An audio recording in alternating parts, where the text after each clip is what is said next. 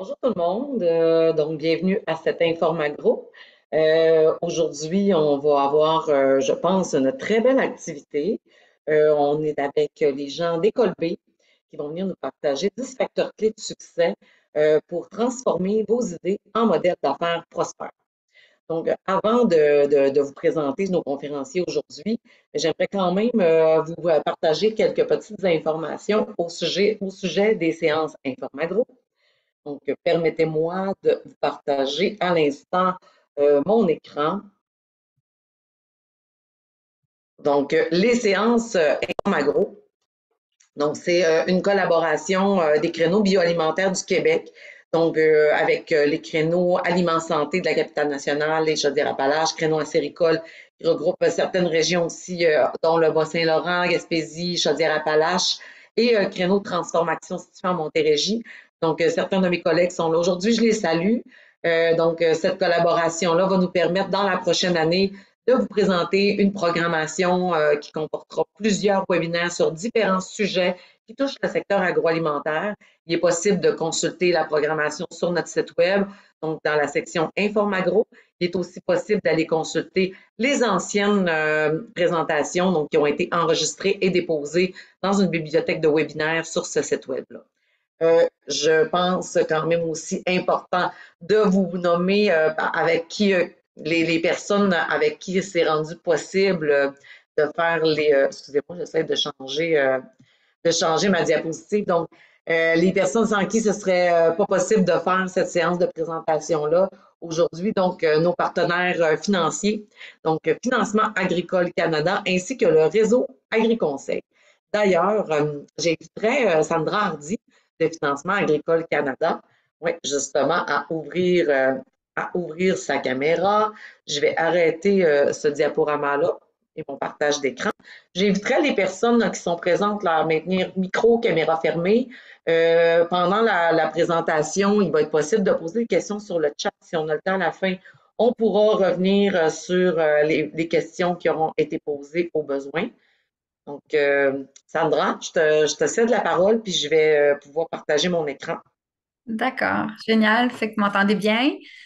Oui, Bonjour à tous, bienvenue. Merci Isabelle pour l'invitation. Il me fait vraiment plaisir d'être ici avec vous ce midi, puis de collaborer à cette belle initiative qui est Informe Agro, là, au nom de FAC, Financement Agricole Canada. Donc, euh, quelques mots sur Financement Agricole Canada. FAC est une société d'État fédéral. On existe depuis 65 ans. À la base, c'était pour aider l'industrie agricole uniquement, mais depuis environ 25 ans, on a étendu nos services de financement à toute la chaîne, donc toute entreprise qui contribue à l'industrie agricole, mais aussi agroalimentaire et peut être un client en fait de FAC. Ce qui m'amène à la prochaine, Isabelle, où on peut voir quelques exemples, en fait, des clientèles couvertes là, par FAC.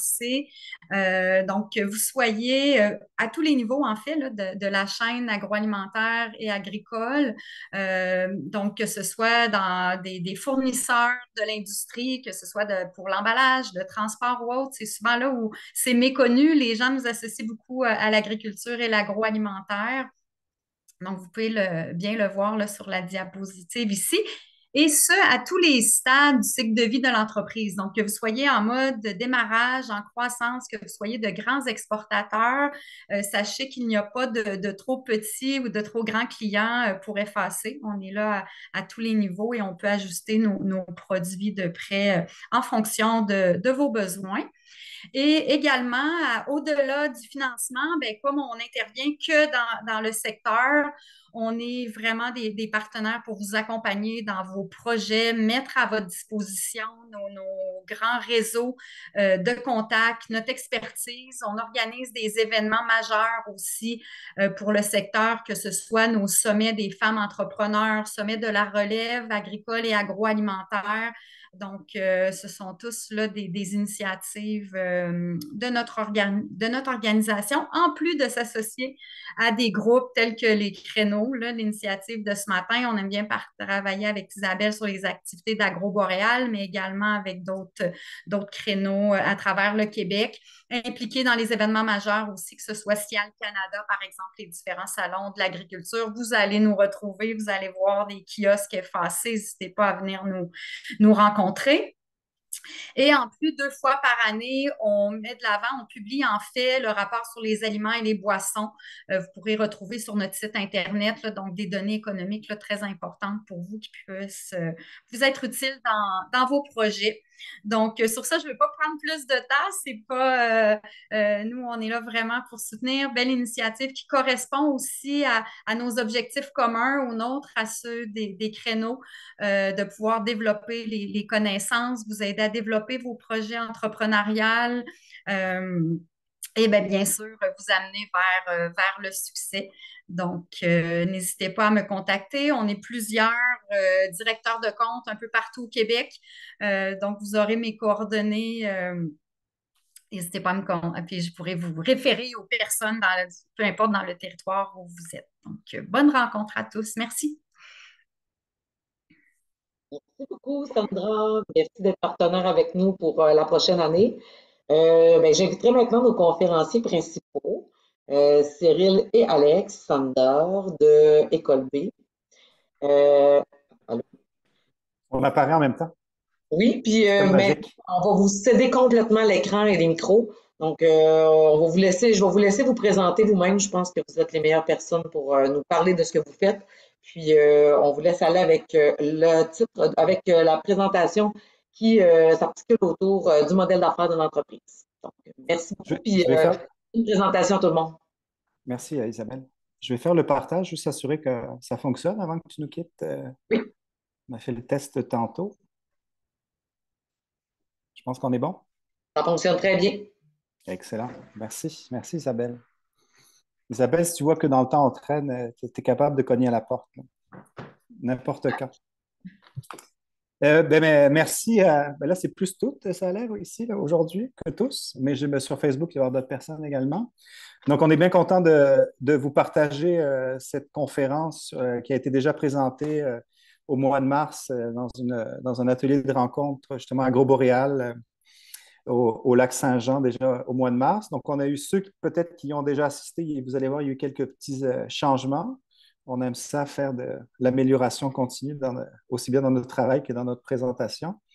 Donc, moi, je vous propose, on va déjà rentrer dans le cœur du sujet, vu que le temps est limité, que sur l'heure du lunch, généralement, on est pas mal occupé aussi. Donc, allons-y. Donc, dans des facteurs clés de succès en agroalimentaire pour des entrepreneurs, on a nommé donc la conférence Main froide, cœur chaud. L'idée en arrière de ça, c'est qu'en étant entrepreneur est un facteur clé pour réussite aussi, là. Je veux dire, l'humain qui est en arrière dans l'entreprise est à considérer également. Puis, être entrepreneur, c'est un état d'esprit. Et des fois, on doit faire justement prendre des décisions qui ne sont pas faciles, d'où l'important d'avoir une main froide, mais un cœur chaud également. Je vais juste fermer la petite fenêtre, excusez-moi, parce que là, j'ai des photos de tout le monde qui apparaissent. Donc, dans l'état d'esprit aussi, c'est qu'on doit adopter une perspective objective sur un projet d'affaires, donc comme on est ici pour avoir un modèle d'affaires, et que ça demande une démarche qui doit être empreinte d'empathie, de vigilance et de bienveillance. Donc oui, des fois, on doit prendre des décisions qui doivent être faites avec une main froide, mais tout en étant, on sait, des humains et qu'on doit avoir un cœur chaud aussi. Donc, ça prend un équilibre d'être un entrepreneur. Pourquoi ça descend pas le partage? Ah, c'est bon. Donc, Isabelle voulait qu'on se présente. J'avais aimé ça au mois de mars, qu'elle nous présente, mais on va le faire aujourd'hui aussi. Donc, ça fait plus de 20 ans qu'on est en agroalimentaire avec Alex. On est des entrepreneurs à la base qui sont devenus des consultants depuis 2016 et on a décidé de partager notre expertise qu'on a eue comme entrepreneur justement dans différents volets de transformation, distribution, mise en marché et de partir dans notre cabinet qui est spécialisé en agroalimentaire, ce qui est assez unique au Québec. Il n'y a pas beaucoup d'agences qui font ça. Mais nous, c'est notre passion aussi. Donc, l'agroalimentaire, on en mange du matin au soir et des fins de semaine. 2 volets sur lesquels on travaille, qui sont la stratégie et le marketing. Alex est le stratège justement en marketing agroalimentaire. Donc, tout le côté créatif, comme aujourd'hui, vous voyez le design de la présentation, là. Chacun a ses forces, c'est Alex, vous le voyez. Et le côté stratégie, développement d'affaires est plus de mon côté également. Tous les projets qu'on fait mettent de l'avant des produits ou des produits des entreprises et des projets à valeur ajoutée. La commodité, ce n'est pas notre force. Donc, si vous voulez nous approcher, vous allez le voir dans les présentations, les types de projets. C'est plus dans de la valeur ajoutée qu'on met de l'avant. C'est ça qu'on aime, qu'on trouve qui est pertinent aussi pour se démarquer sur le terrain. École B, bien, ça vient d'école buissonnière. Je pense que c'est important à voir aussi. Donc, dans l'idée au départ d'école buissonnière, c'était justement de penser en dehors du chemin qui est tout tracé habituellement dans l'agroalimentaire qu'on voit notamment au Québec et de faire les choses différemment avec des idées novatrices aussi. Puis on va passer à travers les projets et les idées pour vous montrer ça. Là. Je ne veux pas passer trop de temps sur la présentation. Alex m'a chicané la dernière fois. Donc, je vais avancer. Quelques projets rapidement. Évidemment, AgroBoréal avec Isabelle, on a eu des projets également. On a deux, trois, justement, dans le côté plus, on a deux volets. On a un volet association, regroupement. On travaille aussi bien avec des MRC comme Kamouraska, Antoine Labelle, sur lesquels on a fait des projets. Là, par exemple, avec le réseau des fermiers, fermières de famille, où on a tout revu la stratégie pour insérer justement les fermières dans le logo. Saveur du Bas-Saint-Laurent, on va en reparler un peu plus tard, du transport collaboratif. Bioptère, avec des projets justement de regroupement pour valoriser des filières de noisettes au Québec. Au niveau plus PME, on en présente trois rapidement. NeoChips, sur lequel on va passer un peu plus en détail, donc je ne rentrerai pas plus. Au pâturage, il faut noter quand même, souligner le beau travail que Chloé et Maud ont fait justement dans cet espace gourmand à côté de Drummondville à Sainte-Perpétue. Et Chloé a eu la révélation de l'année au Laurier de la gastronomie, donc on trouvait ça pertinent pour nous autres de la valoriser là-dedans. Et Chantal, Isabelle connaît très bien Riverain-du-Lac, au lac Saint-Jean, à Héberville Station, qui a été aussi nommée agricultrice de l'année passée. Donc, on avance, on rentre dans les étapes. Donc, un modèle d'affaires, ce n'est pas du basilic, dans le sens que ce n'est pas si facile à développer aussi. Il y a beaucoup de choses. On parle d'audience, on parle de canevas de modèle d'affaires, on parle de distribution, d'utilisateurs, de revenus. Bref, c'est tout un paquet d'informations à prendre en compte. Et dans la présentation aujourd'hui, on a décidé de se concentrer sur 10 principales sur nous, lesquelles sont vraiment clés dans l'élaboration des modèles d'affaires agroalimentaires. Donc, on avance. Donc là, on va passer à travers les 10. Je ne vais pas tout présenter, je pense que c'est assez. Vous allez être tanné de m'entendre. Donc, on va commencer par rétrospective. Dans tout projet de réflexion stratégique au niveau du modèle d'affaires, la première étape et question qu'on vient faire avec les gestionnaires de l'entreprise, c'est de venir comprendre. Comprendre quoi? Comprendre quels ont été les succès dans le passé, quelles ont été les erreurs également. Tout ça dans un objectif de mettre la table sur une évaluation de où est l'entrepreneur, où ils en sont, puis quelles sont un peu les stratégies, les actions qui vont être mises en place par la suite. Donc là, il y a un petit tableau. Regardez, je vais vous montrer ça. On appelle ça notre petite rétrospective agile. Donc, on vient déterminer, c'est un travail qui est vraiment un peu psychologique et thérapeutique avec les entrepreneurs aussi. Donc, de finalement leur faire prendre conscience. Parce que des fois, on oublie, on fait tellement de choses, on est pris dans le quotidien, on a les mains sur le volant, comme on dit, on n'a pas le temps d'avoir du recul. Donc, cette première étape permet justement aux gestionnaires, à l'entrepreneur, dans la réflexion de son analyse de modèle d'affaires, de se dire où j'en suis arrivé. Oui, il y a des bons coups que j'ai faits, il y en a des moins bons, puis d'être capable de travailler pour les bons coups, puis de pouvoir justement dire où on s'est planté, on n'ira pas, c'est correct, mais ça permet de mettre la base sur toute la stratégie du modèle d'affaires. Puis d'être aussi capable aussi d'avoir, parce qu'en tant qu'entrepreneur, on le sait, on a toujours des idées folles, puis des fois, il faut les concentrer et d'être capable de dire, moi, ma vision, c'est quoi que je veux faire, c'est quoi que je veux essayer, puis aussi de définir les incertitudes également. Donc ça, c'est vraiment un travail, un exercice qu'on a développé au fil du temps et qui est vraiment clé dans toutes les analyses de modèles d'affaires qui sont à faire. Il a l'air pas si important, mais il est clé. Il est clé. Alex, je pense que c'est à toi, ça, là. Hein? Oui, c'est à moi. Je vais le prendre de là. Bonjour Je à vais tout le couper mon monde. micro. Alex, il manque un peu de voix, là. Donc, Oui, excusez-le, là. Je pense qu'on va bien t'entendre. Je vais couper mon micro, OK? je vais faire mon possible pour ma voix. Le premier facteur clé, bon, en fait, le deuxième, on va travailler sur l'importance de définir le persona marketing de l'audience. Euh, Parce qu'on souhaite placer leurs intérêts puis les attentes au cœur de la stratégie d'affaires. Prochaine diapositive, s'il te plaît, Cyril.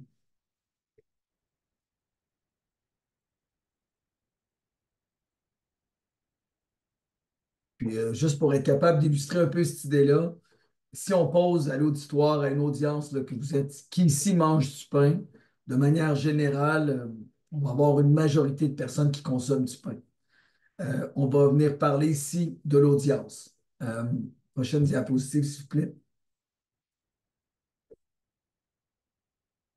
En fait, l'audience cible, c'est ça qui nous intéresse finalement. Ce n'est pas vraiment nécessairement la question qui est-ce qui mange du pain. Qu'est-ce qui nous intéresse, c'est de savoir quelles sont les particularités, en fait, des personnes qui mangent du pain. Certaines personnes, par exemple, vont être tolérantes au gluten. Certaines personnes vont préférer encourager une boulangerie semi-industrielle ou industrielle ou complètement artisanale. Donc, c'est important de comprendre que finalement, on en revient à quoi?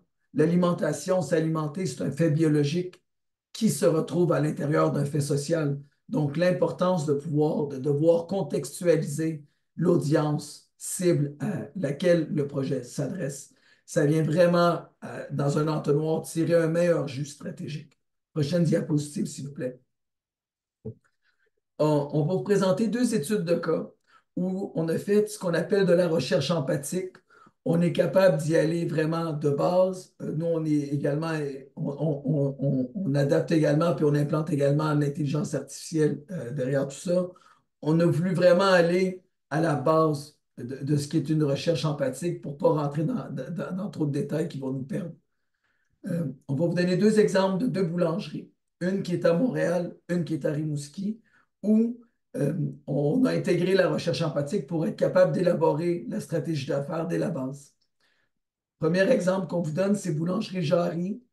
C'est une boulangerie qui se retrouve dans un quartier à Montréal très, très vaste, fortement densifié.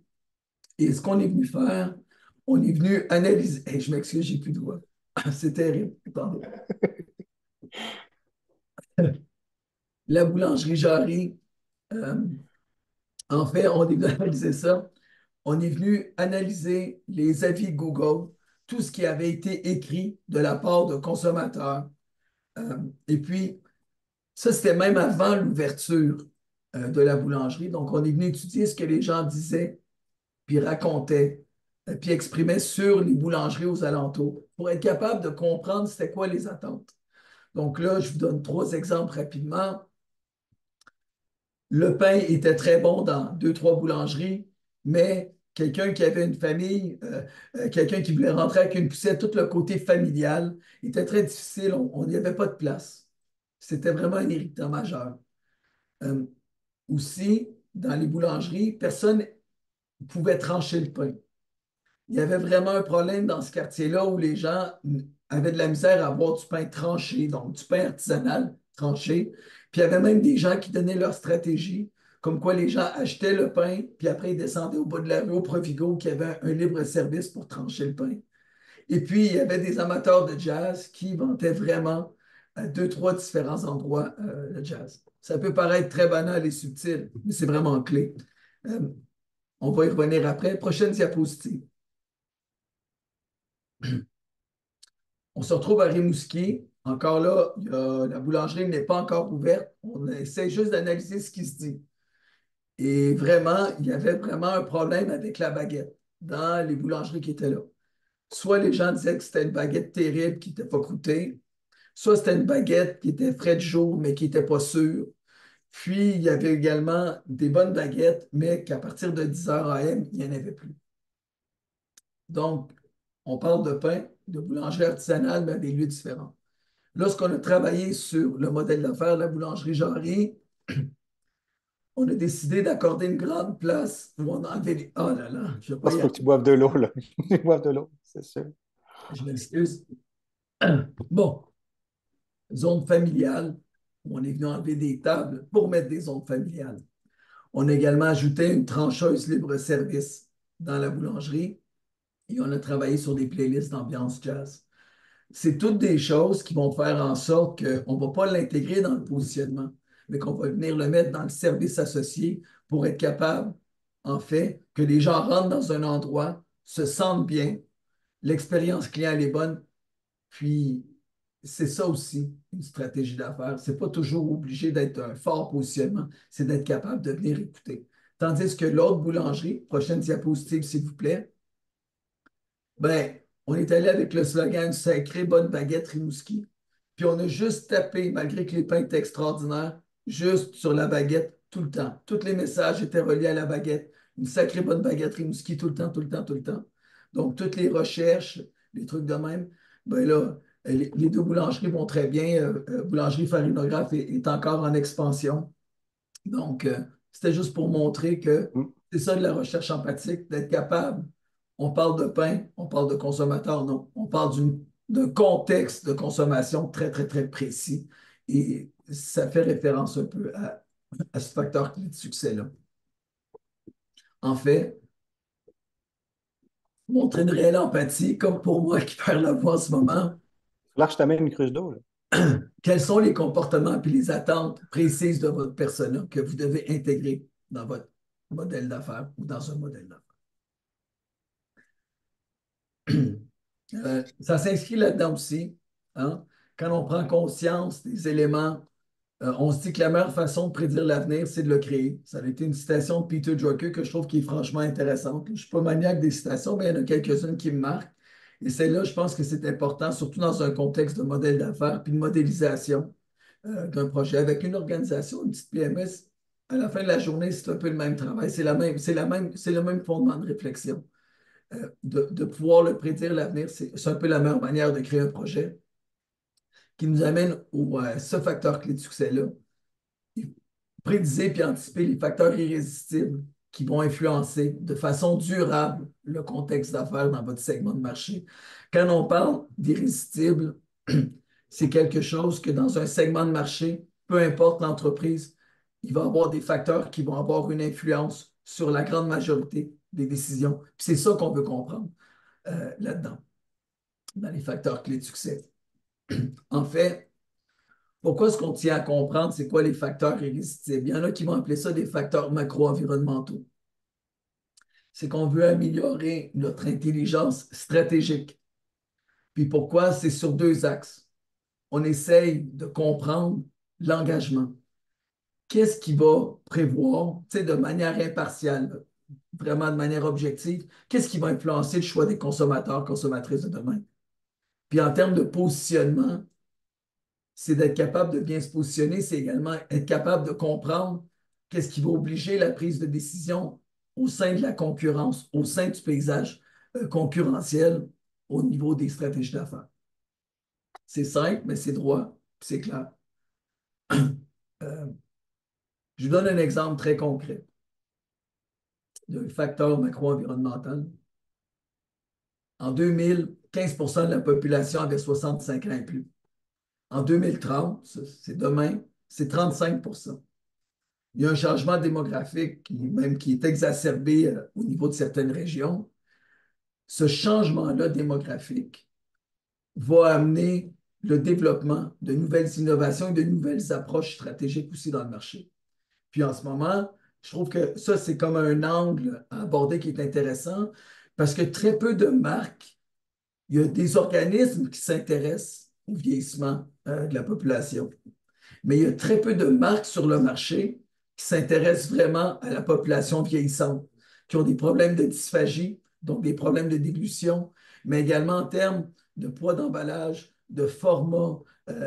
Donc, on a vraiment beaucoup d'études au niveau de la population vieillissante, mais très peu de marques qui s'attardent actuellement, par exemple, à aborder ce sujet-là, puis à le rendre sexy, entre parenthèses. Un autre exemple concret, en ce moment, peut-être vous l'avez remarqué dans vos propres achats ou autour des marques comment est-ce qu'on est capable de, comment est-ce que les architectures de marque et leurs stratégies se redéfinissent en ce moment. On est vraiment dans une ère actuellement commerciale, surtout au niveau de l'alimentation, qu'on appelle la dualisation des marchés. C'est simple, pendant longtemps, puis là, on va, années 90, début 2000, on parlait surtout du bon rapport qualité-prix, qui est un peu les produits intermédiaires. Euh, la pandémie a joué un rôle très important. L'inflation joue également un rôle là-dessus. On assiste à une dualisation des marchés, ce qui fait en sorte que les produits moyenne gamme sont en train de laisser leur place puis de se polariser, où les gens vont faire des choix entre l'extrême commodité ou le produit de luxe. C'est également un impact qui est durable sur les futures stratégies de mise en marché dans les produits. Prochaine, s'il vous plaît. Parce qu'on revient toujours à ça. Qu'est-ce qui est important dans un projet aujourd'hui, parce qu'on le voit tout le temps, les changements climatiques, c'est durable, c'est clair. L'achat local aussi, on en parle beaucoup, il y a certaines limites, puis il faut vraiment regarder ça avec des prismes différents, un prisme différent. Là. Mais c'est quoi les facteurs moins convenus qui sont susceptibles d'avoir un impact durable sur un contexte d'affaires?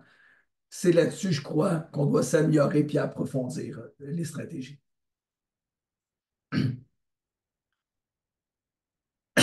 OK. Quand on parle d'approfondir une stratégie ou de comprendre la différenciation, le positionnement, on fait généralement un exercice de base, hein, qu'on essaie de définir avec une phrase ou un petit énoncé très court.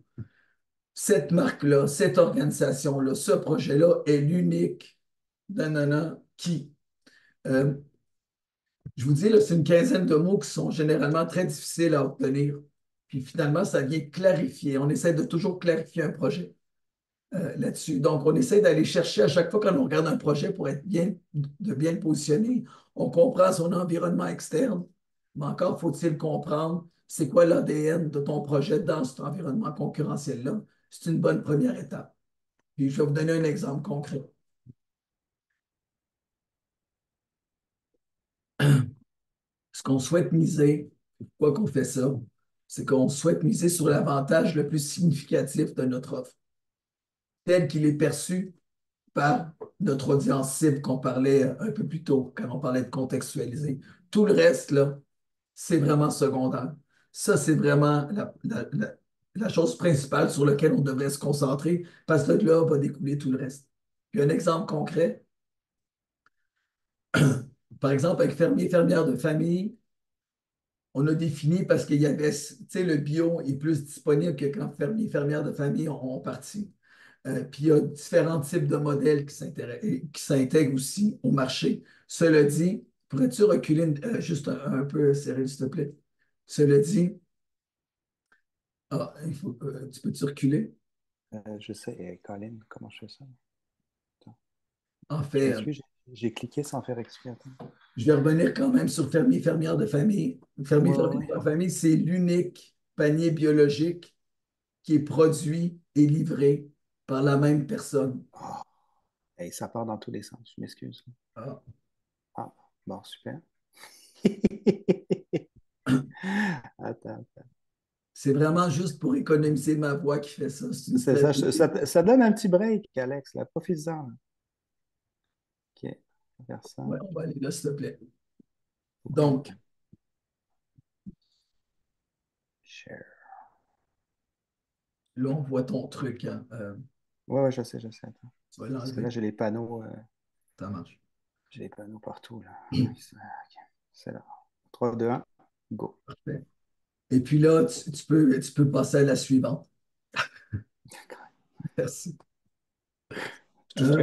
Donc, en fait, ce qu'on essaie de savoir, c'est quoi la caractéristique unique du projet, mais qui est aussi la plus appréciée. Donc, dans le cas de fermier, fermière de famille, on se rend compte que c'est un panier de bio, mais c'est un circuit court de proximité. Puis, c'est pas juste une simple valeur ajoutée d'avoir accès à la personne qui te livre ton panier, c'est elle qui te produit tes ingrédients, puis ton aliment. Donc, voilà là-dessus, ça ne sert à rien de partir ailleurs que ça. Fais juste miser sur cette proposition de valeur-là. Là, c'est bon, je peux passer? Oui, s'il vous plaît. Ça va être à toi. Je vais aller me chercher un petit verre d'eau, je reviens tout de Oui, suite. je pense qu'il faut que tu te reposes un peu. Je te laisse aller. Euh, Justement, en termes de stratégie, modèle d'affaires, un des projets qu'on a fait avec les saveurs du Bas-Saint-Laurent, avec qui on discutait au début, euh, c'est Nicole Lavoie qui nous a approché sur un projet en venant définir justement, de dire, on a beaucoup de passages au Bas-Saint-Laurent, on a beaucoup de touristes, on a beaucoup d'entreprises. Alex, il faudrait que tu coupes le micro, là, s'il te plaît. Euh, Être capable justement de mettre. Est-ce que je ne sais pas si ça résonne, mais moi j'entends comme un écho. Euh, Oui, on Alex, il l'entend un faudrait que tu peu. coupes le micro, s'il te plaît. Merci. S'il a ouvert sa porte pour aller chercher de l'eau. Et c'est sa problématique de livraison au Bas-Saint-Laurent. Donc, dans la définition du modèle d'affaires, on vient finalement analyser le marché, analyser les problématiques. Puis, qu'est-ce qu'il y a une des problématiques les plus cruciales qui sont sorties dans le Bas-Saint-Laurent au niveau agroalimentaire et utilisation au niveau agroalimentaire et des espaces d'épicerie, de dépanneurs, c'est qu'on se retrouvait au Bas-Saint-Laurent avec environ 25% des municipalités qui n'avaient aucun point de vente alimentaire, que ce soit un dépanneur, que ce soit une épicerie. Donc, on parle quand même d'environ 29 municipalités sur les quelques 120 où, donc, il y avait un problème aussi de distribution. Donc, ce qu'on voyait, c'est que dans la distribution, oui, les grandes routes achalandées qui se rendent jusqu'à Rimouski et plus loin en Gaspésie, on a des camions de la distribution, mais toutes les routes intérieures où justement les agriculteurs, producteurs, transformateurs sont présents, ben, n'ayant peu de détaillants alimentaires, ben, les distributeurs alimentaires ne se rendent pas là non plus. Donc, il y avait une analyse aussi de la situation qui faisait que ben, il y a un manque au niveau de la livraison, puis c'est normal quand on analyse justement le contexte de la situation agroalimentaire. Donc, ça nous a permis de définir aussi certains aspects, certaines parties prenantes, que quand on travaille sur un projet, sur un modèle d'affaires, il faut être capable de prendre en compte son environnement aussi connexe à l'entreprise. Et d'être capable de cartographier ces parties prenantes-là, qui ont d'un côté, qui sont susceptibles d'être intéressés ou peu intéressés, qui ont de l'influence ou qui n'en ont pas, mais qui vont permettre d'aider et de supporter notre modèle d'affaires.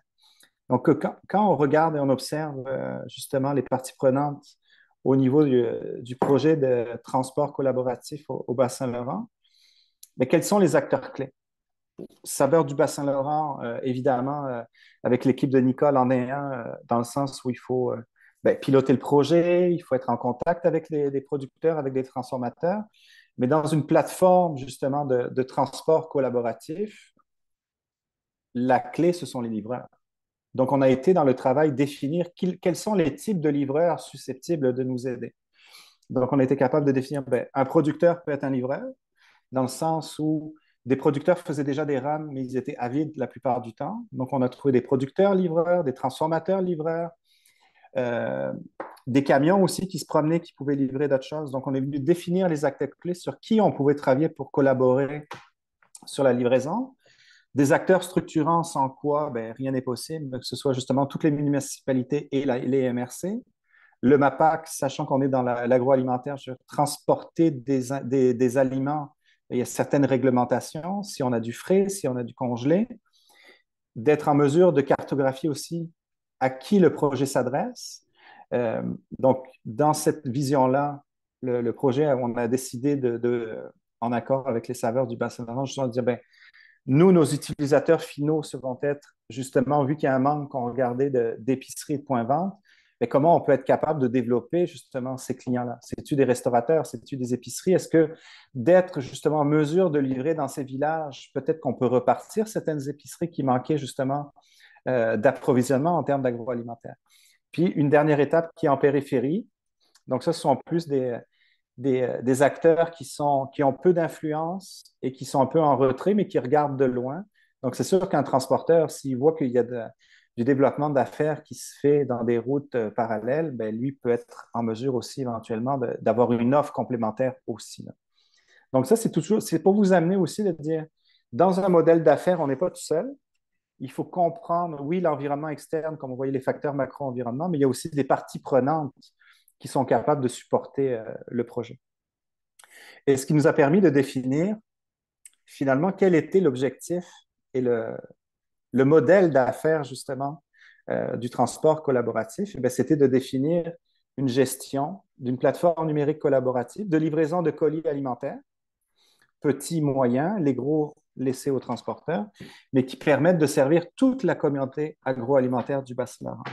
Ce qui a été vraiment intéressant dans la démarche, c'est pour ça qu'on a mis la charrette ici, c'est que dans le travail de recherche et d'analyse, parmi les modèles d'affaires de transport collaboratif qui se démarquaient du lot de loin, la charrette est une organisation, une OBNL en France qui a parti ce projet-là depuis quasiment 10 ans et qui avait des valeurs similaires à ce que le Bas-Saint-Laurent donnait. Donc, le projet a permis de mettre en relation ces deux entreprises et d'avoir justement, et c'est une des problématiques qu'on voit dans les développements de plateformes, justement, quand on inclut du numérique, c'est partir une plateforme de zéro, ça coûte très cher. On parle de plusieurs centaines de milliers de dollars. Et d'avoir l'expertise d'une entreprise comme La Charrette qui peut partager ses données. Donc, on a permis cette collaboration-là et qui s'est lancée cette année, début d'année, justement, avec les saveurs du Bas-Saint-Laurent, de mettre en place une plateforme, mais à des coûts plus raisonnables aussi, et permettre un frais quasiment nul pour des personnes qui veulent se mettre sur le transport collaboratif, sur la plateforme. Puis ce qui est vraiment bien à voir, c'est que là, Nicole et Saveurs du Bas-Saint-Laurent sont en train de travailler justement à faire développer cette plateforme plus loin au Québec. Donc, on voit que d'un projet de modèle d'affaires qui était peut-être juste sur le Bas-Saint-Laurent, mais dans la caractérisation du projet, ça permet de voir des possibilités, des options intéressantes pour développer le projet plus loin, ce qui a permis à la Charrette aussi d'être impliquée dans ce projet-là à plus long terme également. J'ai l'impression que je n'aurais pas parti d'une saveur du Bas-Saint-Laurent pendant longtemps. Alors, on se remet. Alex, je pense que c'est à toi, ça va. Sinon, je vais la faire si tu n'as plus de doigts. Sixième, parce que je ne vois plus. Sais-tu? M'entends-tu? Tu veux-tu que j'y aille? Ça me fait. Je peux partir, aucun Tu as problème. retrouvé ta voix, c'est correct? Non, mais ça va. On veut clarifier l'axe. Ce qu'on veut faire, en fait, c'est clarifier l'axe et les leviers de stratégie d'affaires qui favorisent la croissance d'une organisation à long terme. Des fois, en fait, encore là, on vient toujours rentrer dans un processus de clarification. C'est facile de se perdre.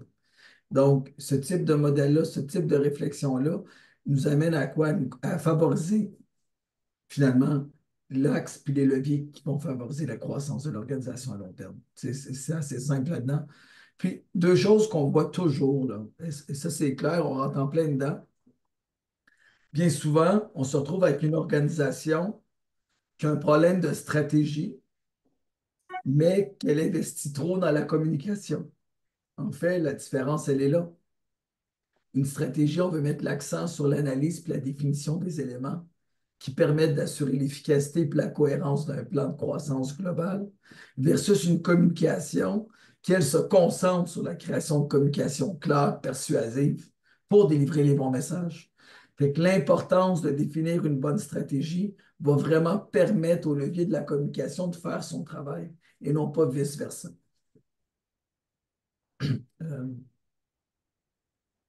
On parle beaucoup aussi de stratégie d'innovation. Ça, c'est quelque chose que moi, c'est un dada qui me passionne, franchement, là. On a 4 types d'innovation. Il y en a plus, mais disons, regardons ça. Quand on parle de stratégie d'innovation, là, comme un axe de croissance, on en parle souvent. Il y a d'innovation incrémentale. On va vous donner des exemples aussi dans la prochaine diapositive. Une innovation incrémentale, c'est simple. On va apporter une amélioration progressive à un produit ou un service, mais quelque chose qui existe déjà. On peut également avoir une innovation adjacente. Là, on développe un nouveau produit ou un service qui est lié à ceux déjà existants. On parle souvent d'extension là-dedans. Après, il y a de l'innovation de rupture. On veut redéfinir clairement une pratique existante puis on veut créer une nouvelle possibilité. Puis l'innovation radicale, c'est une approche révolutionnaire dans le marché. Je vais vous donner un exemple concret pour être capable de décortiquer un peu les cas différentes, là. Admettons qu'on a une usine laitière, OK? Il y en a quand même quelques-unes au Québec. Qu'on voudrait faire on parle d'innovation incrémentale. Ça pourrait être, par exemple, comme activité de vouloir récupérer puis valoriser le coproduit beurre d'un procédé de fabrication de beurre dans une usine de transformation laitière. Tu le prends, tu as du beurre, tu as un coproduit, tu essaies de faire un produit avec. On pourrait également décider de faire une innovation adjacente, si on veut. Un petit instant. Qui est simplement de calibrer le protocole d'homogénéisation, produire un lait de transformation dévitaminé pour offrir une stabilisation optimale de la mousse laitière. On voudrait faire dans cette usine-là une innovation de rupture. Bon, on voudrait se positionner sur une opportunité de marché, puis par exemple, utiliser les installations laitières pour commencer à faire de la transformation de lait végétal à forfait, à même les installations existantes. Puis on pourrait y aller d'une manière qui est d'innovation plus radicale, de dire, moi j'implante une chambre de bioréacteur pour produire du lait en culture cellulaire. 4 innovations, 4 stratégies complètement différentes, mais quand même 4 types d'innovations. Allons à la prochaine diapositive parce que je vais arriver avec quelque chose qui est vraiment clé aussi. Et pourquoi il y a beaucoup d'entreprises et d'organisations qui tombent peut-être pendant les premières années? Il y a 2 tangentes toujours à considérer en innovation. C'est une base, puis des fois, on tend à oublier. Quand on parle d'une innovation incrémentale à radicale, il y a 2 choses qui se passent. Les coûts augmentent d'innovation, puis de l'autre côté, dans le tableau de droite, on voit l'acceptabilité. L'acceptabilité sociale, le pouvoir de pouvoir intégrer un nouvel ingrédient ou une nouvelle innovation, elle baisse à fur et à mesure qu'elle est de plus en plus radicale. Donc, c'est pour ça que quand on arrive avec des jeunes organisations qui ont une super bonne idée, là, une super belle stratégie d'innovation, mais les coûts sont trop élevés, on minimise l'importance de devoir investir sur le long terme, puis d'un autre côté, on doit le faire connaître. Donc, c'est pour ça que de manière générale, les innovations se font dans les 2 premiers types d'innovation, où on est capable d'avoir des coûts plus accessibles, puis on a une acceptabilité sociale qui est plus élevée, ce qui nous permet finalement de pouvoir continuer sur le marché. Prochaine diapositive, s'il vous plaît. En fait, encore là, c'est l'important qu'on veut savoir, c'est quoi les innovations qu'on peut identifier comme étant les moteurs de croissance de notre segment de marché et pas vice-versa. Prochain. Oui, puis ça, c'est la question que vous devez vous poser aussi Là. dans votre réflexion de modèle de la fin. Puis, une entreprise aussi dans la même idée, une entreprise a peut-être avantage à commencer avec une petite innovation, puis une fois que les reins sont un peu plus solides, collaborons, coopérons sur un autre type de projet pour s'assurer que notre fondation est solide pour la croissance. Un exemple ici, veux-tu que j'en parle ou c'est toi qui vas en parler? Veux-tu en parler ou tu veux que j'en parle? Ouais, no chip, je pense que c'est plus toi. Ah non, C'est c'était. intéressant comme projet NeoChips. On va comprendre aussi, parce que On là, va faire moitié-moitié no chips. Laisse-moi les retomber, OK? Ah, c'est bon. Ben, NeoChips, c'est la chips future et circulaire. Et ce qu'on a regardé, si on met tout en pratique les facteurs de succès qu'on a vus, quelque chose qui est très intéressant avec une proposition de valeur unique. La lyophilisation, il y a des pour et des contre, mais quelque chose qui est très intéressant. Tu peux prendre un aliment, tu peux le déshydrater à froid, puis ça a la même texture qu'une chips. Puis la proposition de valeur de NeoChips, c'est clairement simple. C'est la chips future. On parle de chips de fruits lyophilisés qui sont revalorisés. Aucune huile, aucun sucre, puis c'est croustillant. Euh, donc, c'est aussi croustillant qu'une chips, mais c'est beaucoup moins dommageable pour le système si on veut le mettre ainsi. Mais ça garde les mêmes propriétés le fun, si on veut. Prochaine diapositive. Oui, je vais la prendre, Alex. Vas-y. Donc, c'est sûr qu'on voit un projet comme la chip circulaire. on vient définir dans les modèles d'affaires quelles sont les retombées favorables ou défavorables de notre projet. Puis c'est arrivé justement dans la présentation, c'est drôle, qu'on a présenté à Saint-Gédéon au mois de mars, en disant oui, c'est le fun comme projet circulaire, mais ça reste que ce sont des produits importés. Donc, tu sais, il y a cette réflexion-là aussi dans le modèle d'affaires. C'est sûr qu'on veut valoriser les ingrédients locaux, du Québec, c'est normal. Mais il y a aussi, il ne faut pas oublier, dans tout ce gaspillage-là alimentaire, c'est qu'on se retrouve, peu importe la situation, à avoir de l'importation. Donc, qu'est-ce qu'on fait avec ces rejets-là de l'importation? C'est là que Jérôme, avec NeoChips, a eu quand même une idée fantastique, et il faut lui donner crédit, c'est que les déchets d'une épicerie en termes, on parle de fruits et légumes dans le frais, là, 16% de ces déchets-là viennent des retailles d'ananas. Ce qui est quand même hallucinant de penser ça. Mais c'est dire, on a une consommation d'ananas au Québec, on en rejette 16% de tous nos déchets.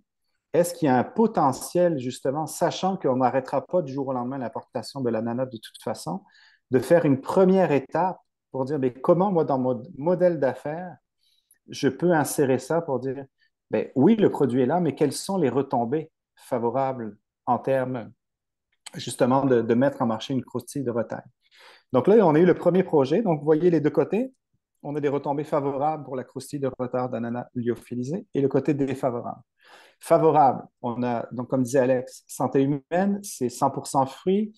La lyophilisation, finalement, on vient comme et faire évaporer toute l'eau. On n'a pas de friture pour avoir un croustillant, donc pas d'huile, pas de cholestérol. Gaspillage alimentaire, on vient réduire le gaspillage en épicerie. Donc, dans le premier volet, on s'est retrouvé à avoir, Jérôme s'est retrouvé à se faire même approcher par des épiceries parce que eux autres, ça leur coûtait aussi des montants pour se débarrasser de ça. Et on vient également augmenter le cycle de vie, que je ne vois pas dans ma barre en bas. Qu'est-ce que j'ai écrit? Parce que j'ai trop de fenêtres. Ah oui. C'est qu'on vient augmenter la durée de vie justement pour imiter le gaspillage. C'est qu'on vient transformer et qu'on est à plus de 25 ans pour un produit justement lyophilisé. C'est sûr qu'on a toujours le côté défavorable qui dit, ben, j'ai un produit importé, donc j'ai une empreinte carbone, et énergivore, dans le sens où ben, pour lyophiliser, ça prend énormément d'énergie, énormément de temps. Puis c'est là que dans une première étape, on a été fait, on dit, ah, mais si on réfléchit, et Jérôme est arrivé là-dedans en disant, voici le cadre des retombées favorables, défavorables. Est-ce que dans une nouvelle saveur, un nouveau fruit, je pourrais faire évoluer mon modèle d'affaires? Et c'est là qu'est arrivé le partenariat avec Verger Côté en Estrie. C'est dire, ah, ben, le côté local, où justement j'ai mon importation d'ananas, est-ce qu'on pourrait utiliser un fruit qui est au Québec où là aussi il y a du gaspillage alimentaire? Puis un des fruits les plus importants, c'est la pomme au Québec, on le sait. Donc, il a été capable de développer un partenariat avec Verger Côté en Estrie pour dire, ben, regarde, toutes tes pommes pas belles que tu vas jeter, que tu vas réutiliser pour de la transformation pour du jus, ben, nous, on est capable donc de garder toutes les retombées favorables initiales qu'on avait dans l'ananas, mais d'ajouter le volet local et le côté défavorable qui reste quand même énergivore, mais où on a été capable aussi de compenser en disant, on a quand même la chance au Québec d'avoir accès à de l'électricité plus propre, avec des coûts plus bas. Donc, on devient un potentiel intéressant aussi en termes de modèle de dire, ben, je peux faire aussi pour ma marque de la lyophilisation, mais j'ai peut-être un service à côté dans mon modèle d'affaires en travaillant sur les retombées. Je peux faire de la marque privée. Est-ce qu'il y a d'autres compagnies qui voudraient lyophiliser? Est-ce que l'expertise que j'ai en lyophilisation, je peux la vendre aussi? Donc, ça a amené aussi d'autres phases de développement d'affaires pour NeoChips. Donc, c'est là aussi de dire comment on cadre notre modèle. C'est que des fois, ça nous permet d'avoir des opportunités une fois que le cadre est bien mis de l'avant. Donc, au niveau des retombées. Donc là, ça, c'est ma partie, ça, c'est préféré. Quand on parle justement, on met en place un modèle d'affaires, on veut aller de l'avant, on a des idées, des produits, il faut qu'on ait des barèmes, il faut qu'on ait des actions, qu'on ait des repères. C'est là qu'on amène souvent, quand on parle avec dans les entreprises et dans les premières étapes qu'on rencontre, on parle du coût de revient. Coût de revient, je ne sais pas combien ça coûte. C'est-tu une pièce, tu deux pièces? Je le sais à peu près combien ça coûte. Mais le travail qui est à faire, puis la vision à avoir, c'est dit, tu pars en voyage, tu es dans un avion, puis imagine d'être avec un pilote qui te dit, on s'en va, mais je ne sais pas trop où, je ne sais pas si j'ai mon niveau d'essence, je ne sais pas si à quelle altitude on va être. On serait quand même réticent à embarquer dans ce type d'avion-là. Donc, d'avoir un tableau de bord qui est flou en affaires, c'est périlleux. On passerait des données, que ce soit avec la BDC, au niveau des banques aussi, des ratios, on en trouve à n'en plus finir. Mais on voulait se concentrer sur quatre rapidement, afin de justement de favoriser une gestion dynamique et rigoureuse des flux de revenus. Et le secret, évidemment, est dans le cash flow, donc dans les liquidités. Donc, il y a quatre ratios financiers clés qui, de toute façon, les banques vont toujours demander si on veut du financement, si on veut augmenter une marge de crédit, on veut quoi que ce soit, ça va revenir. La première, c'est la liquidité. Je pense qu'aujourd'hui, on n'est pas là pour mettre des calculs de ratio, là, mais c'est de dire, ben, moi, dans ma liquidité, c'est quoi que je veux savoir avec ce ratio? C'est quoi qui m'importe? Ben, c'est d'être capable de dire, ah oui, ma différence entre mon actif et mon passif à court terme, c'est est-ce que je vais avoir les liquidités pour payer mes factures? Est-ce que je peux payer mes fournisseurs? Est-ce que justement je garde mes bonnes relations avec mes fournisseurs? Puis dans la même chose, de dire, ben, si j'ai des comptes clients sur la route, il faut que j'aille les récupérer aussi, il ne faut pas que je traîne. Donc ça, c'en est un ratio clé. Au niveau de l'efficience, en termes, on parle souvent de rotation des stocks. OK, je vends avec, dans l'exemple, on vend pour 50 épiceries, je vends pour 2000 dollars, je fais 100 000 dollars. OK, mais à quelle fréquence ils t'ont acheté? À quelle fréquence ton stock, il est fait? Donc, même, c'est la vision de dire, bien, dans ma transformation, est-ce que je transforme trop pour ma rotation des stocks parce que ça coûte cher d'avoir des stocks?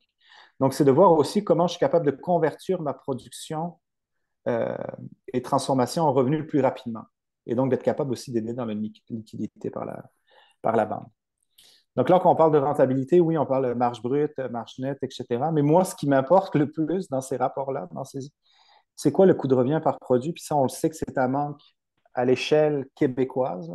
C'est très rare les entreprises qui sont à la coche, puis quand on les voit, on est vraiment content. Mais on ne peut pas se permettre de ne pas connaître à la scène près nos coûts de produits, surtout quand on voit les inflations sur le marché aujourd'hui. Et la guerre des prix, d'être capable, est-ce qu'il faut peut-être réduire notre emballage, revoir nos recettes? Pour être capable de passer à travers des périodes plus difficiles, il faut être vraiment à la coche sur le coût de revient, là. Donc ça, à travers tous nos clients, c'est quelque chose sur lequel il n'y a pas de discussion possible. Il faut être à son affaire à ce niveau-là. Puis je pense qu'Isabelle aussi, c'est un message qu'elle partage pas mal. Puis le dernier, le levier financier, de dire, ben oui, on a un endettement, on génère des revenus, mais ça, c'est les relations avec la banque, là. C'est un levier qui est quand même important. On peut dire, ben fine, on est endetté, je rends du revenu, mais je suis capable de la rembourser, ma banque, ou pas, là. Parce qu'on sait si la banque, on n'est plus capable de la rembourser et qu'elle est en priorité pour décider si oui ou non on continue de la rembourser ou elle retire son financement aussi, là. Donc, c'est la relation avec la banque est clé aussi pour la croissance d'une entreprise avec son modèle d'affaires. Donc, c'est à ne pas sous-estimer la relation autant avec des fournisseurs qu'avec sa banque également. Donc, ça, je pense que ça fait le tour à ce niveau-là. On est dans les temps, il nous reste 9 et 10, mais dans 5 minutes, Isabelle, on va être correct pour pouvoir prendre les questions. On va être dans le temps. Pardon? J'ai Je dit t'ai qu'il n'y avait entendu, pas de mais... problème. OK, merci. Donc, il nous reste deux facteurs clés. Canaliser les activités et les ressources vers des canaux de distribution les plus performants pour augmenter les ventes et répartir des revenus de manière optimale. Dans un modèle d'affaires, on essaye, on recommande souvent de ne pas tout non plus canaliser dans un canal de vente. Je pense que la pandémie a montré à tout le monde que, par exemple, d'être uniquement dans la restauration avait fait mal à beaucoup d'entreprises, des producteurs ou des transformateurs. Donc, d'avoir justement des canaux qui sont justement équilibrés, mais de définir aussi quels sont les plus performants qui nous permettent d'agrandir nos revenus, de grandir aussi dans notre développement d'affaires. Euh, puis, Chantal est quelqu'un avec qui on a travaillé quand même depuis le jour 1 de son idée de partir une laiterie différente au lac Saint-Jean. Et qu'est-ce qui a fait que, justement, dans son canal de vente qui était vraiment primordial dans sa phase 1, parce qu'on pense toujours à développer l'entreprise, ben, je veux vendre partout, je vais être dans la distribution, je vais être dans... Puis avec Chantal, avec le modèle d'affaires, on est allé un peu différemment, puis on a réalisé que sa force à Chantal, c'était de recevoir du monde à la ferme, dans son usine. Donc, comment on était capable de mettre de l'avant l'agrotourisme avant même de sortir des produits au détail. Donc, parmi, on voyait plutôt au départ, justement, qu'est-ce qui rendait unique, par exemple, les fermiers de famille. Puis dans le positionnement, puis ça, c'est tout à l'honneur de Chantal dans ses idées de produits, c'est de venir définir que le gelato artisanal fermier, dégusté à la ferme, c'était l'unique place au Québec où on pouvait le faire. Donc, on s'est retrouvé à avoir vraiment des gens qui venaient, oui, d'Allemagne et autour, au Lac-Saint-Jean, mais de Jonquière, de plus loin à la baie aussi, pour venir déguster le gelato de Chantal et de son équipe à Riverains-du-Lac, mais d'être capable aussi de voir ben, comment je suis capable de développer mes produits connexes et d'être faire mes tests clients directement avec eux autres. Donc, ça a permis par la suite de mettre l'avant de nouveaux produits. Puis maintenant, avec ce gelato-là, Chantal a tellement bien fonctionné l'année passée, c'était tellement un succès que des bars laitiers viennent lui commander maintenant des pannes complètes de gelato. Donc, elle s'est retrouvée avec un modèle vraiment qui lui a permis de faire ses tests et de développer différemment. Donc, c'est ça aussi qu'on essaye de faire avec Alex et qu'on réussit quand même assez souvent, malgré tout, c'est d'être capable de trouver justement, il est où l'angle différent que les autres ne font pas et qui permet de rendre unique ton modèle d'affaires. Euh, donc, il fallait saluer ce gelato-là, qui est délicieux. Je vous invite à aller voir Chantal cet été si vous passez dans le coin. Puis je pense qu'après, Alex, on va conclure avec toi. Ouais. Parce que ça finit toujours par une phrase d'Alex, de toute façon, une En fait, citation. on résume ça. Peu importe la taille ou une grande organisation, ça prend des décisions en fonction des meilleures idées et non pas en fonction de la politique interne. Autant dans une petite entreprise ou une grande entreprise, qu'on soit consultant, qu'on supporte, qu'on donne un appui, ou même à l'intérieur en étant entrepreneur, je pense que c'est très important. D'où l'importance de prendre un recul nécessaire pour prendre des décisions objectives et stratégiques. Euh, L'autre, en fait, c'est quelque chose qu'on oublie souvent. Et pour moi, c'est vraiment un facteur clé très important à prendre. Pas que les autres ne sont pas importants, mais pour moi, c'est important. Modeler de manière cohérente les valeurs, la mission et la vision en fonction du modèle d'affaires et non pas l'inverse. La valeur, la mission, la vision, c'est de la communication. L'important, c'est ton modèle d'affaires et ton cœur, tes aspirations, tu les mets dans le modèle d'affaires. Ensuite, la manière de les communiquer, ça part de là. Parce que bien souvent, on se retrouve avec des études de cas où les valeurs, la mission puis la vision sont tellement statiques que ça les empêche de grandir ou d'évoluer. Donc, on essaie toujours d'accompagner ça d'une manière, puis de la même manière qu'on vous a montré la différence entre la stratégie puis de la communication, de prendre conscience que la valeur, la mission puis la vision, c'est de la communication, mais que le modèle d'affaires, c'est la stratégie. Je pense que c'est un point essentiel. Et puis, pour terminer, c'est une petite citation d'Aristote que j'aime beaucoup, que je trouve qui est vraiment réelle. Soit elle peut se mettre à travers tous les facteurs clés qu'on a présentés aujourd'hui, notamment avec le premier qui est la rétrospective agile. La rétrospective agile, de voir les bons coups, les mauvais coups, ce qu'on veut essayer, puis nos incertitudes, c'est prendre un recul objectif qu'on peut faire après un petit événement, après le lancement d'un produit, après une chute d'entreprise, une nouvelle entreprise, n'importe quoi.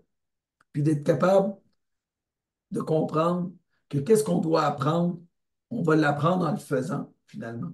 Et puis que quand on est entrepreneur ou qu'on lance un projet, on ne va jamais être prêt. Peu importe, j'ai jamais vu un projet prêt. Jamais. Mais notre force, ça va être de le construire, de prendre un recul, parce qu'on a tellement de choses à apprendre. Puis je pense que les meilleurs entrepreneurs sont innocents et innocentes de la suite. Par contre, quand les choses arrivent, on est capable de prendre un recul, puis d'apprendre, puis de comprendre ensuite. Voilà, je pense que ça met. C'est fini, hein? C'est ça. On s'appelle, Alex? On se parle? Ouais, c'est bon. Ben, merci. Je sais, j'ai vu qu'il y a un petit. Je pense qu'Isabelle, on va te donner la main. Euh, c'est sûr que d'être faire ça en personne, c'est quand même plus agréable, comme on l'a fait. C'est sûr que on a quand même cette distance-là, puis la dynamique est différente quand on est capable d'échanger en personne. Euh, donc, si vous avez des questions, c'est une conférence qu'on donne cette année aussi. Je sais qu'il y avait des intervenants au niveau MRC ou association. C'est une conférence qu'on peut partager aussi dans votre réseau. Donc, si c'est quelque chose qui vous intéresse et que vous avez trouvé pertinent, tout simplement, vous pouvez nous contacter directement. On a les coordonnées. Sinon, vous allez sur écoleb directement.com. Vous pouvez aller sur LinkedIn. Et je me sens comme dans la communication, Alex. Sur notre Instagram, allez-y. Mais non, mais en tout cas, j'espère que ça a été pertinent pour vous. Je ne sais pas, Isabelle, si tu veux prendre le relais, s'il y a des questions, comment tu veux fonctionner, qu'est-ce qui est le plus simple pour toi? Ben, d'abord, je dois vous remercier. On a respecté le temps quasiment. Oui, Bon. vous avez complètement respecté le temps parce qu'on a commencé autour de 40, là, donc vous êtes rentré dans votre heure. Merci, c'était fort instructif. Il ne semble pas y avoir de questions pour le moment dans le chat. Si d'autres personnes souhaitent si les gens présents souhaitent en poser, vous avez l'occasion de le faire. Sinon, ben, on a des gens qui vous remercient et qui trouvent que votre présentation était vraiment intéressante avec des cas concrets, puis je trouve la même chose. Puis ça va être possible aussi, bien entendu, pour tout le monde de réécouter cette présentation-là qui va être disponible sur notre page Informagro, mais rien ne vaut cette présentation-là en live, comme en direct, comme on dit, comme lorsqu'on l'a eu en mars dernier lors de la prime entrepreneuriale à Saint-Gédéon. Donc, ben, merci beaucoup, Cyril et Alexander. Merci. Et puis là, ben, tu vas pouvoir reposer ta voix, Alex. Oui. Jusqu'au prochain match. Jusqu'au prochain match. Amateur de soccer, c'est pas facile. Non,